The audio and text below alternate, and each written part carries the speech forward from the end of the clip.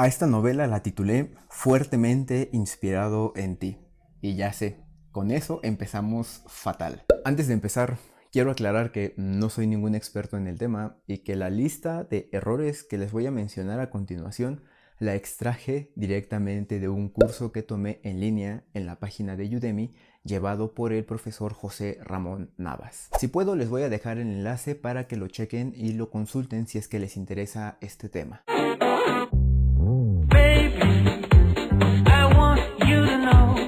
Hola, ¿qué tal? ¿Cómo están? Yo soy Soren y bueno, como ya vieron en el título de aquí abajo, hoy me dieron ganas de hablar de los errores más comunes de los escritores noveles o los escritores novatos.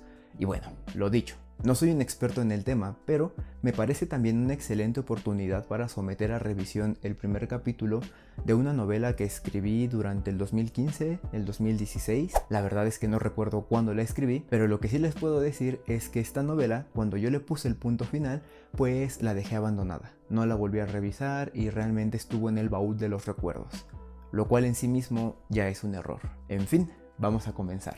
Si les interesa este tema, les recomiendo que tomen pluma y papel porque les voy a condensar una clase de más de 2 horas en un video de 15 minutos aproximadamente. Error número 1. Despliegue de un vocabulario exquisito. Desde usar palabras como arcaísmos, ocultismos, hasta extranjerismos y términos retóricos muy rebuscados, el problema aquí consiste en usarlos sin tener un conocimiento pleno de su significado o incluso del contexto en el que se les ocupa. Estas son más bien palabras que empleamos como una herramienta para apantallar al lector y hacerle creer que tiene entre sus manos un texto interesante y muy culto, cuando no es el caso. Seguramente las estamos ocupando sin saber ni qué onda. Y aquí, como quien dice, menos es más.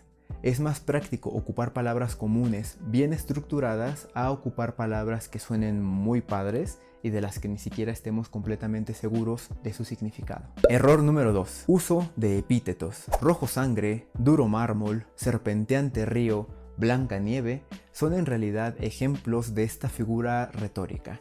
Y es que en realidad esto consiste en agregar un adjetivo al sustantivo, pero sin aportarle nada realmente importante o algo que nutra el significado de esa palabra. En este caso, esta figura retórica es válida completamente emplearla.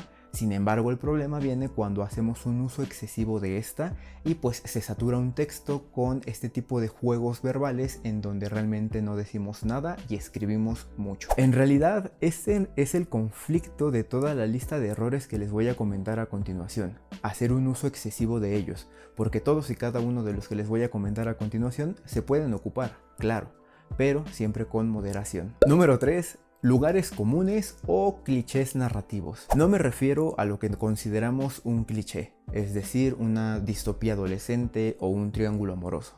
No, esto más bien hace referencia a frases de uso común que cuando las empleamos lo único que hacen es reflejar cierta carencia de imaginación o de creatividad a la hora de expresar una idea. Los ejemplos más comunes que podemos encontrar de esto son sentimientos encontrados, brillar por su ausencia, un calor abrasador, eres lo mejor que me ha pasado en la vida, ya no podría imaginarme una vida sin ti. Estas son solo algunas de tantas frases que pecan de ser clichés narrativos o lugares comunes. Error número 4. El protagonista soy yo. Escribir para contar lo que nos ha sucedido no es ningún pecado. De hecho, puede que hayan escuchado sobre la escritura terapéutica, y este en realidad es un proceso que sí funciona, aunque no para la escritura de novelas, o al menos no por completo. Y menos si no tienes experiencia. No se trata que ignores por completo las vivencias que tú o tus seres queridos han tenido para la construcción de personajes o de la propia historia. Sin embargo, hay una enorme diferencia entre inspirarte en lo que ellos o tú mismo viviste a precisamente construir una historia para contar específicamente esa situación. Una de las consecuencias más comunes de hacer esto es la creación de lo que se conoce como una Mary Sue o un Gary Stu, un personaje que está idealizado hasta el extremo y que por ello no va a enfrentarse nunca a un verdadero reto que lo termine orillando a cuestionarse a sí mismo. Es un personaje que todo lo puede y es perfecto, lo cual es obvio porque si es un personaje que se basa en nosotros, obviamente no queremos que a nosotros nos vaya mal. Queremos que todo nos salga bien. Número 5. Abuso de adverbios terminados en mente y de demostrativos, sustantivos demostrativos. Eso. Básicamente es común que encontremos estas novelas que constantemente usan estos adverbios. Sin embargo, irónicamente, puede que aquellos autores no se percaten de ello. Este es un error que frecuentemente pasamos por alto. Esto porque ingenuamente creemos que con estas palabras escaparemos fácilmente de atorarnos en el proceso creativo. Este proceso que, francamente, es verdaderamente una tortura. Más si no nos damos cuenta de estos errores. Miren, espero que con ese ejemplo haya quedado claro a lo que me refiero. Y de nuevo, usar estos adverbios terminados en mente o los demostrativos no es malo. El problema es cuando excedemos y saturamos un texto con este tipo de palabras. Cabe mencionar también que de hecho es uno de los errores que más pasamos por alto. Número 6. Tu producto nunca es perfecto. En resumen, aquí lo que se cuenta o lo que se habló durante el curso es que después de haber puesto el punto final, creemos que ya está todo hecho y es hora de ganar un premio Nobel o por lo menos que una editorial grande nos publique. Créase o no, hay personas que pecan de soberbia y creen que es por haber escrito el primer manuscrito ya tienen todo resuelto y que de ahora en adelante ya son escritores, cuando en realidad el proceso de escritura es más largo. Y de hecho, mi maestro diría, una novela no se escribe, se reescribe constantemente. Número 7. Diálogos pobres. Miren, no me compete explicar la función completa de los diálogos y cómo se debe construirlos, sobre todo porque a mí todavía me falla muchísimo esta parte. Lo cierto es que me han explicado que una de las funciones principales que tiene el diálogo es ser un alivio para el lector, pero a la par tienen que conseguir que la historia avance. En este sentido, si un diálogo se limita a un intercambio de palabras entre los personajes, se da la sensación de que la historia no avanza y se convierte en una historia aburrida. El ejemplo que mi maestro nos daba para este error era, por ejemplo, un diálogo de alguien en el desayuno. Supongamos que tu protagonista tiene algo muy importante que hacer ese día, pero pues como todos en la vida, baja a desayunar. Se encuentra a su mejor amigo y le dice, oh, vaya, ya estás despierto. Sí, ya estoy despierto. Oh, ¿vas a desayunar? Sí, creo que desayunaré cereales. ¿Y tú, qué vas a desayunar? Ah, mira, yo también tenía antojo de cereales. ¿Y si me sirves un plato? Ok, ¿vas a querer leche, fría o caliente? No sé por qué hay gente a la que le gusta la leche fría. Déjamela a mi tibia. ¿Me explico? Este tipo de diálogos pues solamente reflejan un momento de la vida cotidiana de cualquier persona, pero en realidad no aportan nada a la historia. Porque tal vez nuestro protagonista en ese momento se está planteando la posibilidad de hacer justicia por mano propia. Entonces, ¿de qué nos sirve a nosotros saber que desayunó cereal? Solamente es un ejemplo. Error número 8. Usar personajes de relleno. A ver, podemos hablar sobre los personajes circunstanciales y cómo sus apariciones lo único que hacen es aportar su granito de arena y ya. Nos podemos olvidar de ellos sin mayor problema. La cosa es que con frecuencia se generan varios personajes que pretendemos mantener activos en la trama y nos olvidamos por completo de ellos. Solo los hacemos aparecer para ayudar a los protagonistas y cuando por fin han aportado algo, los volvemos a esconder en las sombras a la espera de volverlos a ocupar. No los desarrollamos. Y créanme, hay muchas novelas que hacen esto, incluso si se trata de novelas de escritores que ya tienen una larga trayectoria. Error número 9, olvidar la virtud de la brevedad. Y error número 10, ser impacientes. A estos los puse juntos porque el primero es la contradicción del segundo y viceversa. El primero aborda la problemática de querer contar hasta el más mínimo detalle de lo que sucede en el mundo que hemos creado. Esto tiene muchas consecuencias negativas, pero creo que la más común es que nadie puede decirnos cuándo es demasiado y por ende a veces nos perdemos entre todas las ramas y ramificaciones que le hemos dado a nuestra propia historia. En consecuencia, todo lo que sucede empieza a convertirse en una mezcla medio extraña y pierde el sentido, o en el mejor de los casos es una historia aburrida. Mientras tanto, el 10º error consiste en apresurar las cosas, ser impacientes por resolver un problema o cerrar el arco de un personaje. Con esto, la lógica interna de nuestra historia queda afectada y el lector puede tener la sensación de que todo se resuelve como por arte de magia. El ejemplo más claro que tengo para este 10º error es el famosísimo Insta-Love. Ya saben, esas personas que literalmente de la noche a la mañana ya no conciben su vida sin la otra persona. Número 11. No tener la actitud correcta. Este puede considerarse una reiteración del error número 6, en donde se señala la ausencia de una actitud crítica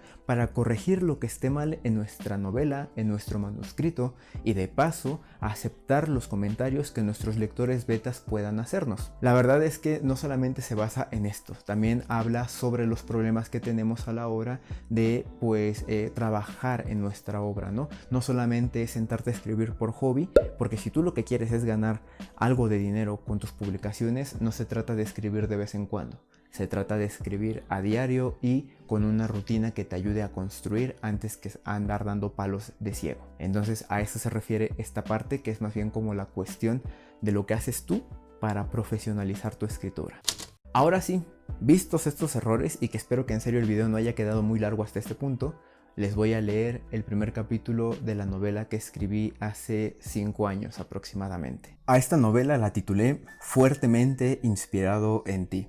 Y ya sé, con eso empezamos fatal. No les voy a contar de qué trata la historia general, pero sí tengo que admitir que con una primera revisada encontré varios errores de esta lista. Pero primero les voy a leer el capítulo. El primer capítulo se llama Primera noche, entre paréntesis, Sara, una de mis protagonistas, y le puse fecha, 20 de febrero del 2015. No hay manera de describir lo que Sara sentía, al menos no de manera precisa. Su cuerpo estaba repleto de cortes, algunos huesos rotos y la terrible sensación de vacío. El dolor físico era tal que cualquiera podría haberse dejado vencer, pero no ella. Intentaba comprender cómo es que permitió que todo sucediera, cómo había llegado hasta esa sala de hospital. No le importaba el hecho de que quizás jamás recuperaría la vista. El remordimiento que sentía la mantenía en vela y se sobreponía al dolor punzante de sus heridas. La primera noche despertó gritando el nombre de él. Agitaba los brazos torpemente, buscando cualquier cosa que le hiciera sentirse a salvo. Lo único que encontraba era el aire cargado de un olor a medicina y, con cada movimiento, una oleada de dolor. Sus manos se aferraron torpemente a los vendajes que cubrían sus ojos. Los dedos eran incapaces de ejercer la fuerza necesaria para liberarse de ellos. «Ayúdenme, por favor». Incluso gritar le exigió un esfuerzo tremendo. Presa del pánico, no pudo evitar soltar un gemido de terror al escuchar una puerta que se abría y dejaba pasar el sonido de unos pasos apresurados que se dirigían hacia donde ella estaba. Se congeló al sentir que unas manos frías, tersas y con dedos sumamente delgados apresaron sus brazos inquietos. Sara pensó que se trataba de la muerte al sentir el frío tacto, igual al hielo. Sin embargo, la voz que escuchó la tranquilizó. Había algo reconfortante y extremadamente familiar. «Sara, ya era hora de que despertaras». La voz estaba empapada, en cariño, y las manos que sostenían sus brazos pasaron a acariciar sus mejillas. «Tienes mucho que contarnos». «Espera, primero dime dónde está él», dijo en cuanto recuperó el aliento. ¿Está bien?» La mujer guardó silencio. Sara sintió las frías manos retirándose y se percató de que se apresuraban a dar una revisión a los vendajes de su cuerpo. Por supuesto, pensó Sara, es una enfermera, pero no comprendió por qué ella tuvo ese gesto tan impropio de su oficio. No era común que se dirigieran a los pacientes de manera tan personal, menos aún que tuvieran la confianza de brindar una caricia tan afectuosa como la que esa mujer le había dado de buenas a primeras. Sin duda, esa mujer la conocía. La cuestión era, ¿de dónde? «¿No me vas a decir nada?», preguntó Sara. La mujer suspiró. Terminó rápida y hábil la tarea que en su labor de enfermera seguramente desempeñaba a diario con una buena cantidad de pacientes. Se mantuvo de pie, muy cerca de ella, y le dijo: «Tranquila, Sara, está vivo. Sin embargo, no puedo mentirte. Su situación es bastante delicada y será él la única persona que decida si quiere vivir o no. Los doctores ya han hecho todo lo que estaba a su alcance para ayudarlo». Hubo un pequeño silencio. A pesar de que la noticia no era precisamente la mejor, Sara consideró que el hecho de que estuviera vivo ya era más de lo que podía haber esperado, después del accidente, después de haber sido ella quien provocó todo. Si pudiera, sin duda, daría su vida a cambio de la de él. «De acuerdo, gracias». «No, no es nada, pero todos seguimos sin entender cómo es que se...» «Cállate», gritó Sara enseguida. La cabeza comenzó a darle vueltas y sintió cómo sus ojos se ahogaban poco a poco. Logró contenerse lo suficiente. La sensación la asfixiaba. Perdón, es que no logro entender cómo es que permití que esto sucediera. Sara comenzó a llorar. Lo único de lo que estoy segura ahora es que todo fue mi culpa. Yo, tranquila, sé que no es así. Y ella, sin saber exactamente por qué, le creyó. Pero podía verlo. Sintió que en un segundo la gravedad dejó de funcionar, como suele hacerlo, permitiendo que los cuerpos parecieran suspendidos en el infinito, aunque fuera solo por un instante, no mayor a un segundo. Vio la cara de terror de Miguel, lo vio gritar y finalmente escuchó el inconfundible sonido de vidrios rotos y el acero deformándose para convertir el viejo Tsuru rojo en el que viajaban en un bólido deforme que iría a estrellarse al final del camino. Lluvia, sangre y un silencio tan profundo que solo fue roto por las sirenas de una ambulancia. La enfermera parecía notar, o quizás ver, lo que pasaba en la cabeza de Sara. Se acercó a la cama y guardó silencio un momento. Ella se tranquilizó lentamente y sintió el peso de aquella enfermera dejándose caer poco a poco en la cama. Sentada a su lado, aquella mujer extraña enjugó las lágrimas que ya habían empapado los vendajes y ahora escurrían por sus mejillas. Sin decir palabra alguna, se inclinó hacia ella y con un único movimiento la besó en la frente. «No tengas miedo», dijo la enfermera, y un olor a humedad acarició la nariz de Sara. «Miguel es muy fuerte, sé que saldrán adelante». «¿Por qué estás tan segura?». La enfermera soltó una risita como respuesta. Sara no dijo nada más, y mucho menos se percató del detalle.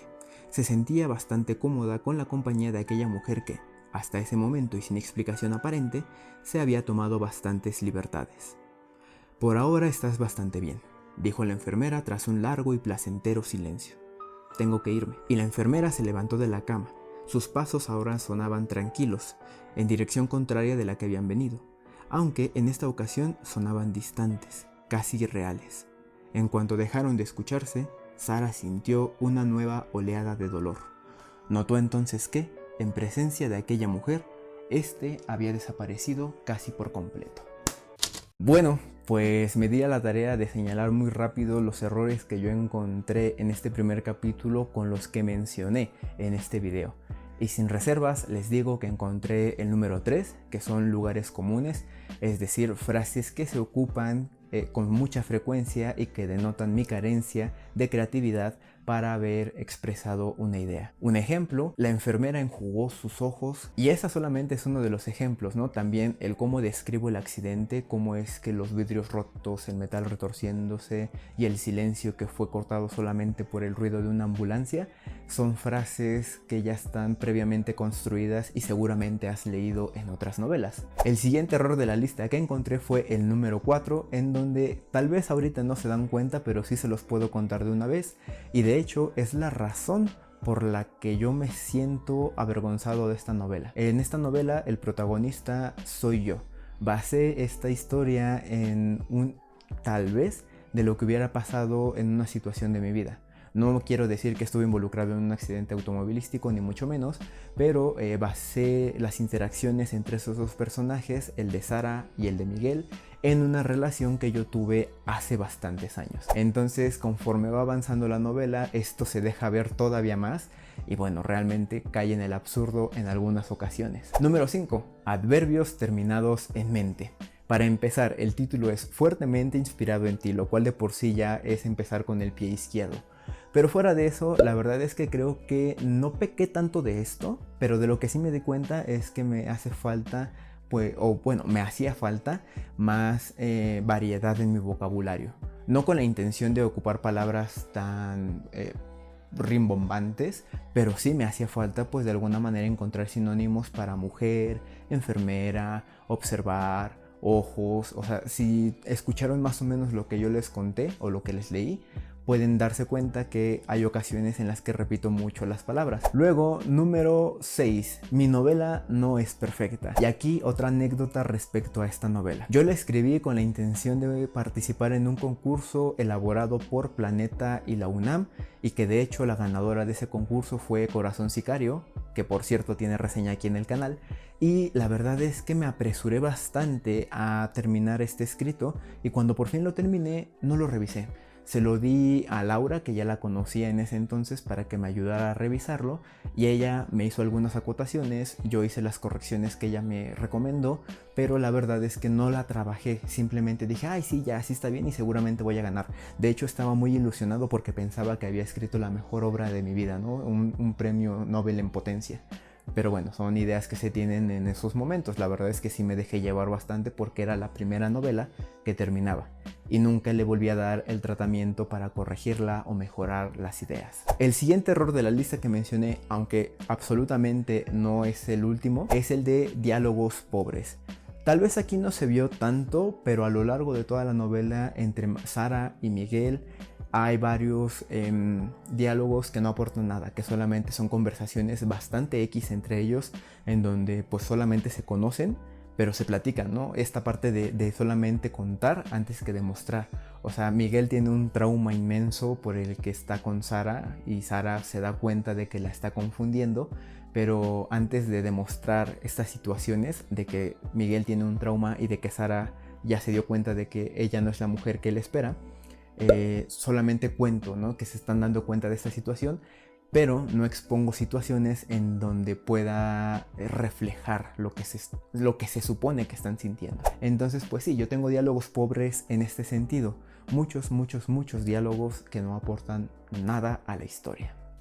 Y pues nada, realmente eso es todo lo que les quería compartir el día de hoy. Estos errores más comunes de los escritores noveles, mismos en los que yo he caído y que seguramente sigo cayendo en ellos, pero que al final del día es una herramienta para tener presente y pues recordar siempre que sea posible para poder escribir una novela. La verdad es que la primera novela que escribí en mi vida, el primer capítulo que les acabo de leer, probablemente sea una historia que nunca salga a la luz porque sí me avergüenza bastante esa historia, pero me avergüenza por lo que les comentaba. La basé mucho en mis experiencias personales y tal vez podría modificarla para que fuera algo más general y que a lo mejor cualquiera pudiera sentirse identificado con una historia como la que yo quería contar, pero es mucho trabajo de fondo y honestamente ya no es una historia que me interese contar.